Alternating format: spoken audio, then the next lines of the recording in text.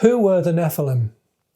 This is a controversial and much avoided topic in many churches. Now, the key passage I'll read to begin with, Genesis 6:1-4.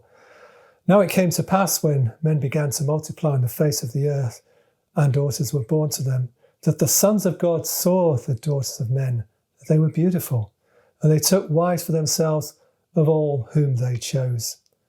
And the Lord said, My spirit shall not strive with man forever, for he is indeed flesh, yet his days shall be 120 years. There were giants, or the Hebrew there's Nephilim, on the earth in those days, and also afterwards, when or whenever the sons of God came into the daughters of men, and they bore children to them. Those were the mighty men who were of old, men of renown. The ESV, for instance, just used the New King James there. ESV is one of the Bible versions that verse 4 simply quotes the Hebrew Nephilim in this passage. So who were they? Well, to identify who the Nephilim were, we have to first identify who the sons of God were in this passage. Now, Scripture has so often provided its own interpretation. In the book of Job, which seems to be said at the time of the patriarchs, before the time of Moses, the author of Genesis, we read the following. This is Job 1:6. Now there was a day when the sons of God came to present themselves before the Lord, and Satan also came among them. And the Lord said to Satan, From where do you come? So Satan answered the Lord and said, From going to and fro on the earth, and from walking back and forth on it. So here the sons of God are clearly spiritual beings, angels, including fallen angels, present themselves to God, with the scene repeated again with virtually the same words in Job 2, where we read again in the first verse, Again there was a day when the sons of God came to present themselves before the Lord, and Satan also came among them to present himself before the Lord. Now much later in the book, Job 38:4-7, God questions Job, asking Job where Job was when God laid the foundations of the earth and who determined its measurements. The Lord then adds, Who laid its cornerstone when the morning stars sang together and all the sons of God shouted for joy?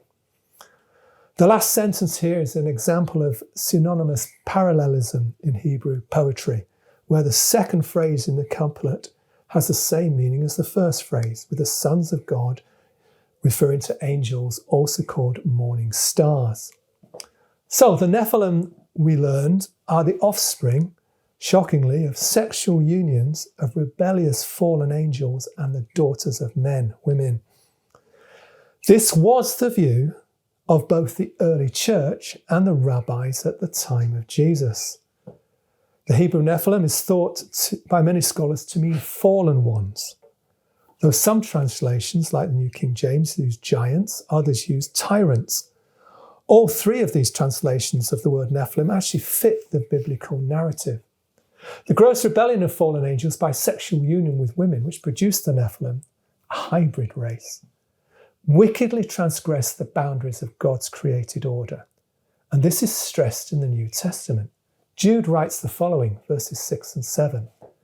And the angels who did not keep their proper domain, but left their own abode, he, that's God, has reserved in everlasting chains under darkness for judgment of the great day. As Sodom and Gomorrah and the cities around them, in a similar manner to these, having given themselves over to sexual immorality and gone after strange flesh, are set forth as an example, suffering the vengeance of eternal fire. So these particular fallen angels who did not keep their proper domain, who broke God's created order, are destined for severe judgment. Likewise, Peter writes the following, 2 Peter 2:4. God did not spare the angels who sinned, but cast them down to hell. It's actually literally Tartarus, an area within Hades. God did not spare the angels who sinned, but cast them down to hell and delivered them into the chains of darkness to be reserved for judgment. These fallen spiritual beings are imprisoned in a certain part of Hades, and this parallels what Peter wrote in his first epistle. He described Jesus proclaiming the victory of his crucifixion and resurrection to these fallen spiritual beings. He went and preached to the spirits in prison who formerly were disobedient, when once the divine long-suffering waited in the days of Noah while the ark was being prepared. 1 Peter 3:19-20. Now, in contrast, the most popular view from the 4th to the 19th century, still held by many today, is called the Sethite view. This claims that the sons of God who fathered the Nephilim with women were not angels, but were godly men of the line from Noah's son Seth, and that they married into the ungodly line of women from the line of Cain. That's one version of the Sethite theory. This, however, is reading something into the passage that's not stated there, nor in fact anywhere in the scriptures. It also makes the questionable assumption that one line is all godly and the other ungodly. You can hear the blackbird. Bless him. Forgive him. The Sethite view is also contradictory, as if the sons of God were godly, they would not, as claimed, repeatedly marry ungodly wives over many generations. So it doesn't fit. The Jewish religious texts read at the time of Jesus strongly attest to the fact that the sons of God were angels, including the book of Enoch, which is quoted in Job, and therefore that the Nephilim were descendants of these fallen angels and women. The Septuagint, the Greek translation of the Hebrew Bible, or Old Testament, the Greek translation, made by Jewish scholars in the 2nd and 3rd century BC and widely used in the early church, in some of its manuscripts, especially the earliest ones, actually uses in the Genesis 6 passage angels of God instead of sons of God. Now, a common objection to the view that sons of God were angels quotes the Synoptic Gospels, where in Matthew 22:30, Jesus, concerning the resurrected in eternity, says, "For in the resurrection they neither marry nor are given in marriage, but are like the angels of God in heaven." But this applies to the eternal state, not to rebellious angels who left their proper abode of heaven. The results of this wickedness, as well as the rampant evil of mankind, resulted in God's judgment in the flood. But as we've seen, Genesis 6:4 states, there were Nephilim, giants, on the earth in those days, and also afterwards, when or whenever the sons of God came into the daughters of men and bore children to them. These were the mighty men who were of old, men of renown. Mighty men now, by the way, translates the Hebrew Gibborim.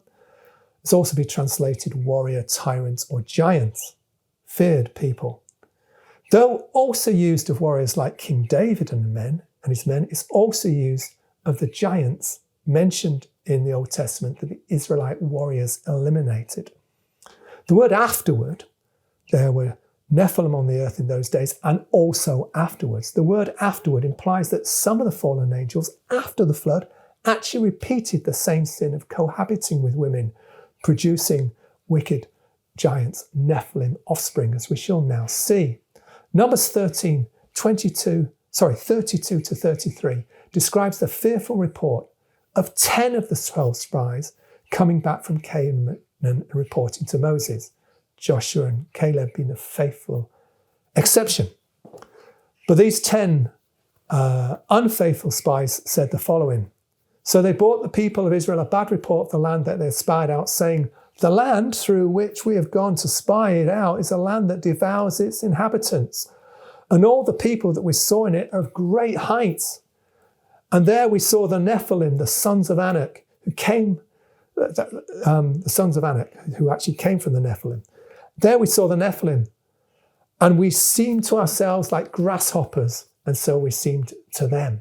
Now, obviously, they're describing these sons of Anak who had great height. Yes, by saying the word grasshoppers, they're using some exaggeration, but it doesn't change the meaning of great height.